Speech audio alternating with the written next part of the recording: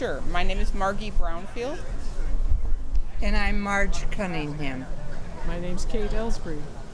And who are you guys here with representing? Well, we are with Indivisible Windsor. We're an indivisible group in Windsor. We're a small indivisible group, but the Indivisible Guide has created many indivisible groups across the country. And one of the things that's great about Sonoma County is there are a number of indivisible groups here, and we have an app called Amplify.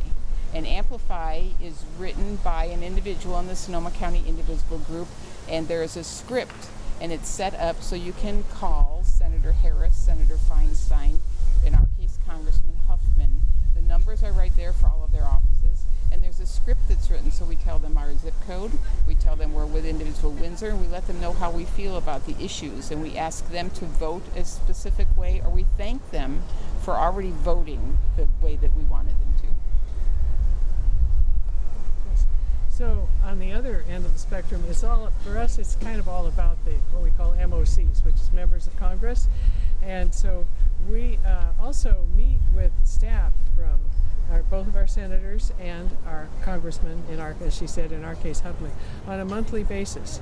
We give them questions that are of concern to us. We give them our opinions about what they're doing, what we'd like to see them do, and they give us feedback on our ideas, and they actually encourage these meetings. It's been really exciting, and I think for me the most useful thing about it is that because we're a large group of people, there's over 2,000 indivisible members in Sonoma County, it's the voice of more than just one person, and so they're more likely to hear us, and I think that makes a big difference. And on DACA, our group does not have an immigration committee, but many of the ones in the area do, and they're working with a number of the other organizations that are supporting it. In Healdsburg, it's Corazon. I'm not sure about down here, but I think that we're making a difference anyway. And I'm sorry. I was just going to say, I'm really a relatively new and not particularly active member of this group yet, but I think we're here because we don't want the United States, our country that we love, to treat people like they're disposable, and that's just not right. That's absolutely right. And one of the great things that Kate was talking about is that the senators and the congressmen have representatives that actually come up to Cotati, that come up to Petaluma to meet just with our indivisible groups, that they have a specific day, a specific time. We do get scripts together and get our questions together, but it's pretty nice that they're interested in how we feel and that they would do something like that. First of all, it was a town hall. Obviously, town halls have had some big press because not all of them go as nicely as they do. We're lucky to live in Sonoma County. We're lucky to have Congressman Huffman and Congressman Thompson that pretty much feel the same way we do.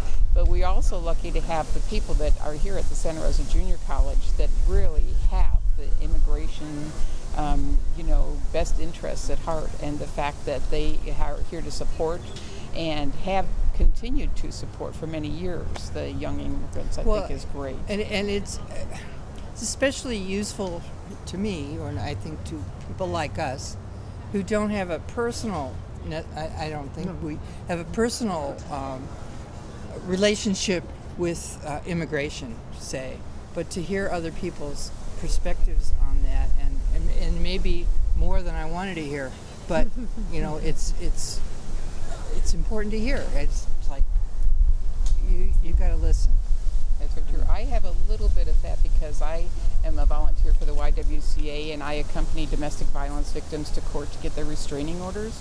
And in many cases, we do have undocumented immigrants that are domestic violence victims, and there are a lot of services in Sonoma County, including Catholic Charities, who helps them get their U visas when they are a domestic violence victim. I was pretty happy to see the way it went today. Inviting someone who had helped shut down the earlier town hall was a great step. I'm glad they did that.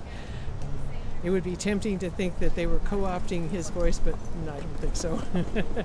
I was really pleased with the way it went. It was very successful.